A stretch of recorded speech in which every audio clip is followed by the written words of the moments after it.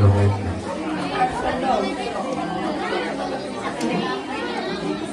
Okay, so gina-request na naman ng tanan na paligo magsulod na kay magasugod na kita sa aton nga gift giving program. Okay, sa luwat mayong aga sa tanan kay gina-welcome gid namon kamo tanan sa aton nga gift giving program. No? So today we are going to celebrate the spirit of giving and the joy of sharing. So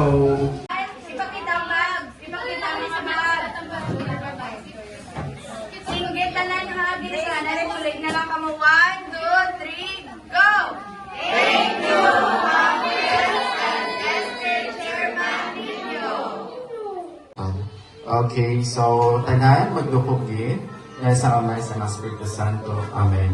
Heavenly Father, we thank you again for today. We thank you for the gift of life and for all the blessings that you have given to us.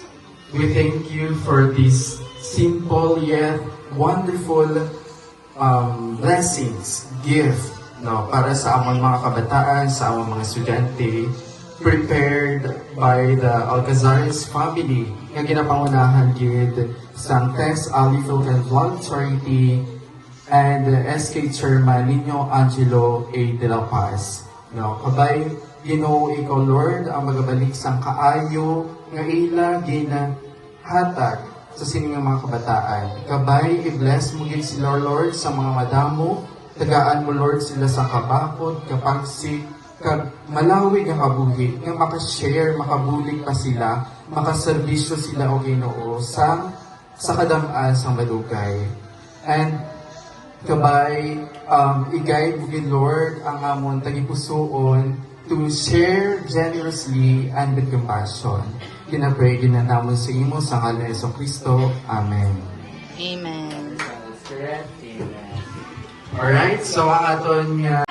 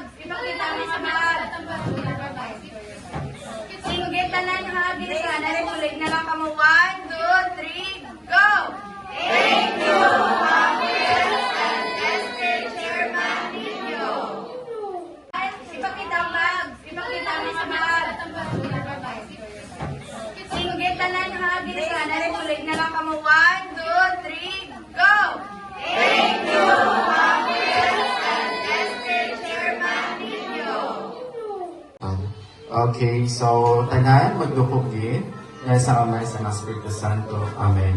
Heavenly Father, we thank you again for today. We thank you for the gift of life and for all the blessings that you have given to us. We thank you for this simple yet wonderful blessings, gift, no, para sa among mga kabataan, sa among mga estudyante, prepared by the Alcazares family nga ginapangunahan gid sa Tess Alifil and Vlog Charity and SK Chairman Nino Angelo A. De La Paz. No, kabay Ginoo ikaw Lord ang magabalik sang kaayo nga ila gina hatag sa sining mga kabataan. Kabay i-bless mo gid sila Lord sa mga madamo, tagaan mo Lord sila sa kabakod, kapagsik, kag malawi nga kabuhi, nga makashare, makabulig pa sila, makaserbisyo sila o Ginoo sa kadamaan sa madugay.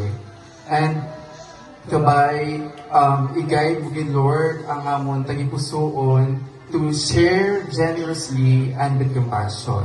Kinapray ginanamon sa imo sa ngalan ni Kristo. Amen. Amen. Alright, so ang aton nga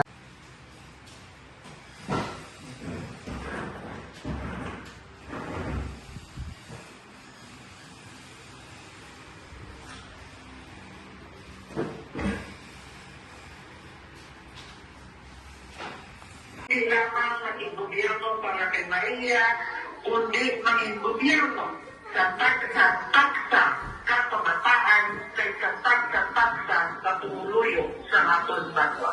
Sabihin ninyo na ang aton nga commitment padayon gid nga magahugot sa